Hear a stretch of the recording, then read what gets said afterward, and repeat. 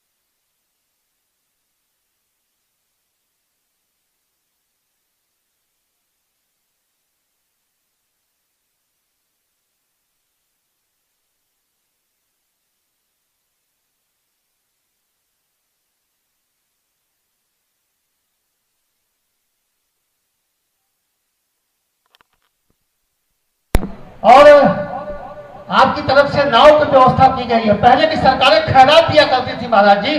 धन्य हैं आप हम बाढ़ पीड़ितों का आपने मान सम्मान भी किया है। जिस तरीके से लखनऊ से पैकेट बना करके महाराज जी आपने दिया है, सम्मान और स्वाभिमान की रक्षा भी किया महाराज जी आपने।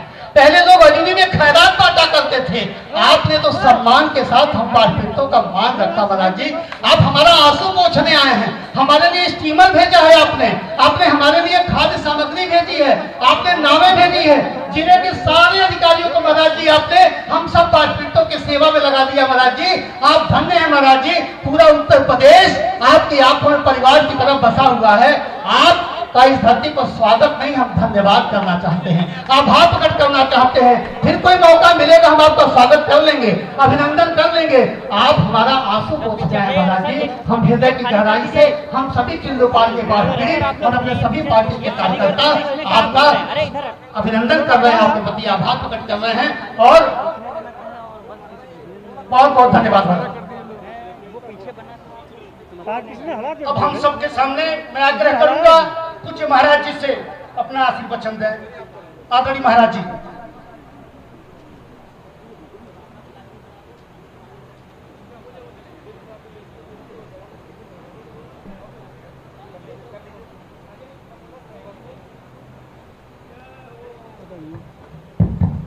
भारत माता की, भारत माता की, भारत माता की।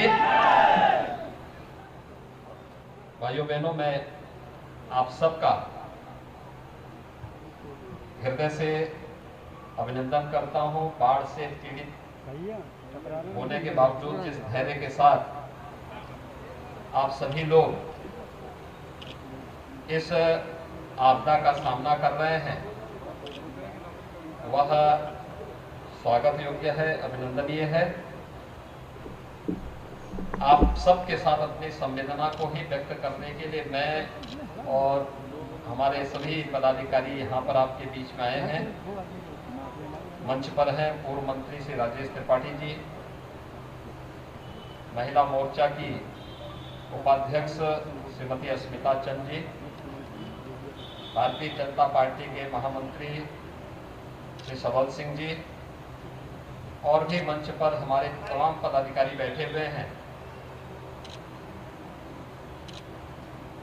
बाढ़ पिछले 15 दिनों से आप देख रहे होंगे कि मूसलाधार बारिश पूर्वी उत्तर प्रदेश में भी है और नेपाल में भी है। इसके कारण भारी पैमाने पर पानी आया है। हर नदी अपने खतरे के निशान से काफी ऊपर बह रही है।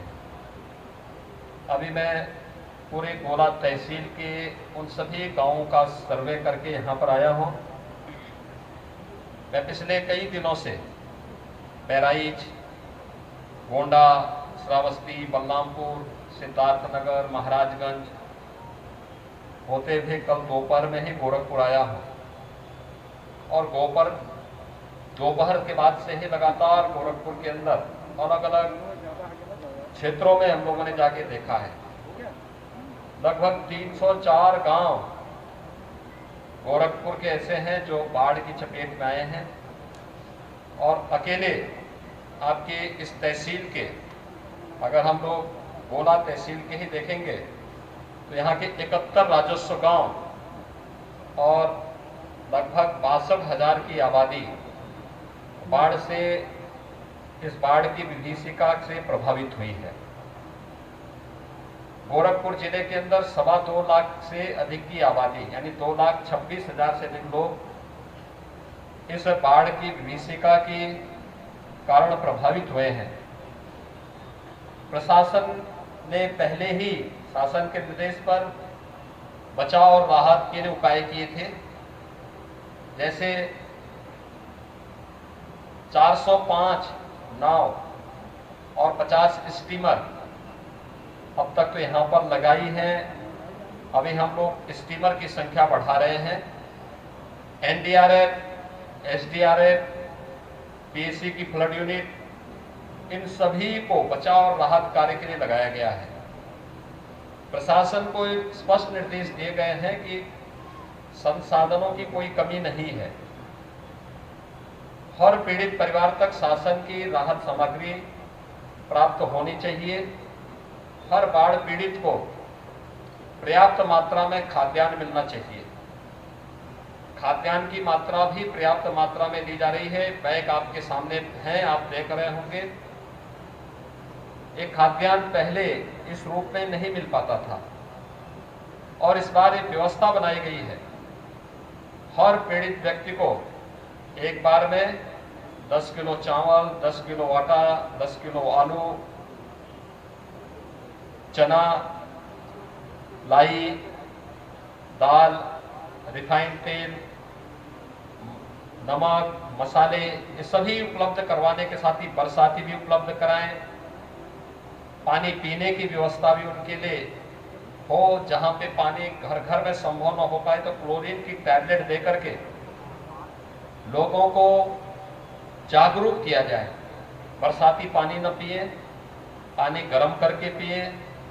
गर्म करके पीने के साथ छानने के बाद पानी पिएंगे तो डायरिया, हैजा आदि नहीं होगा। पहले से ही व्यवस्था की गई है कि अगर बाढ़ की चपेट के कारण किसी की दुखद मौत होती है तो उस परिवार को, पीड़ित परिवार को तत्काल 4 लाख रुपए की सहायता उपलब्ध करवा दें।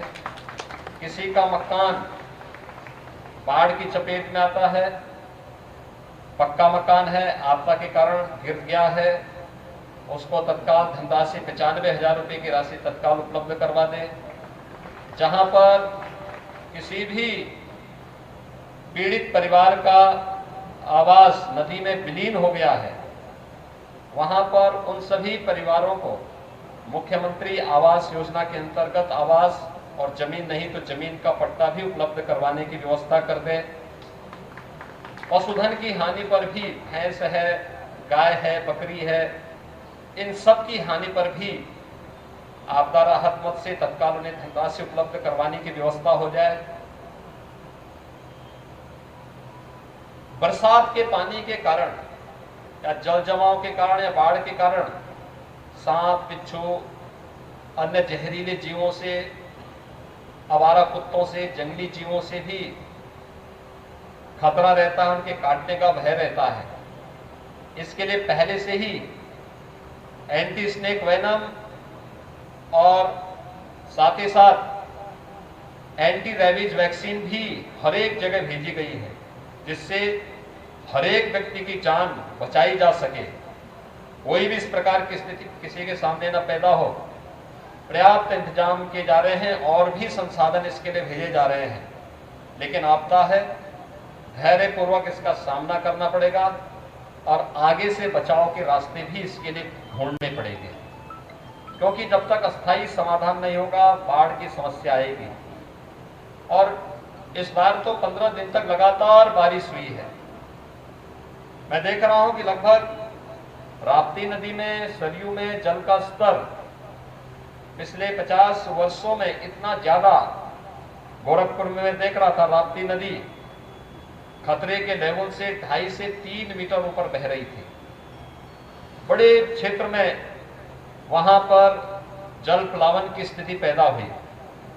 लेकिन जनप्रतिनिधियों के साथ जितने भी प्रशासनिक अधिकारी हैं, पुलिस के अधिकारी हैं, राजस्व के अधिकारी हैं, कर्मचारी हैं, अन्य विभागों के सभी अधिकारी कर्मचारी युद्ध स्तर पर बचाव और राहत कार्य के लिए लगे हुए हैं। इस तहसील में हम लोगों ने बाढ़ बचाव के लिए पहले ही 11 करोड़ रुपए की उन परियोजनाओं को पूरा किया है, जिसने तटबंधों को बचाने में तो मदद की, लेकिन अभी इसमें और भी प्रयास किए जाने की आवश्यकता है। और सिंचाई विभाग अभी से इसका अवलोकन करेगा कि भविष्य के लिए क्या कार्य योजना इसमें बनाई जा सकती है, जिससे लोगों को अधिक से अधिक रूप से इन सभी कार्यों में राहत दी जा सके। इसके साथ ही यह भी व्यवस्था की जाएगी कि आने वाले समय में नदियों की ड्रेजिंग के माध्यम से चैनलाइज करना, नदियों की गहराई करना, जिससे नदी अपने सामान्य जो उसका राह है उसी के साथ वह आगे बढ़ सके।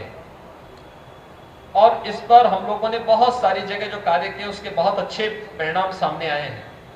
बचाव और राहत के सभी कार्य प्रारंभ करने होंगे। बाढ़ के बाद भी और सावधानी बरतनी पड़ेगी। कोरोना महामारी के दौरान जैसे निगरानी समितियों ने बहुत अच्छा कार्य किया था, घर घर स्क्रीनिंग जाके करना, हर संदिग्ध व्यक्ति को जिसको बुखार है या कोई भी ऐसी पीड़ा है उस व्यक्ति को तत्काल टेस्ट कराना, कोरोना पॉजिटिव को हॉस्पिटल ले जाना या होम आइसोलेशन में ले जाने की व्यवस्था करना, ये सभी कार्य किए गए थे। ऐसे ही हमें बाढ़ के बाद जो पानी जैसे कम होगा उस समय सावधानी बरतनी पड़ेगी। और इसके लिए आज से लेकर के 12 सितंबर तक एक विशेष अभियान चला रहे हैं, जिसमें स्वास्थ्य विभाग, ग्राम्य विकास और पंचायती राज, नगर विकास और अन्य सभी संबंधित विभाग मिलकर के कार्यक्रम चलाएंगे, जिसमें स्वच्छता को, सैनिटाइजेशन को, छिड़काव, फॉगिंग, ये सभी के लिए सभी विभाग कार्य करेंगे। पंचायतें काम करेंगी, क्षेत्र पंचायतें काम करेंगी, जिससे मस्तिष्क ज्वर, डेंगू, मलेरिया, कालाजार, चिकनगुनिया, इन सभी बीमारियों से ही बचा जा सके। आप सब स्वस्थ रहें, प्रसन्न रहें, ये कामना हमारी है। आने वाले पर्व और त्योहारों के लिए एक नया उमंग आपके पास आ सके। फसल, बहुत सारे क्षेत्र में फसल को भी भारी नुकसान पहुंचा है। इसके सर्वे के भी आदेश दिए गए हैं और सर्वे प्राप्त होने के साथ ही उसका मुआवजा भी प्रत्येक किसान के खाते में उसे उपलब्ध होगा। यह व्यवस्था भी सरकार करेगी। एक बार फिर से आप सबके प्रति मैं अपनी शुभकामनाएं देते हुए आप सबके प्रति, सभी पीड़ित जनों के प्रति अपनी संवेदना भी व्यक्त करता हूं। धन्यवाद। जय हिंद। उच्च महाराज जी जिंदाबाद।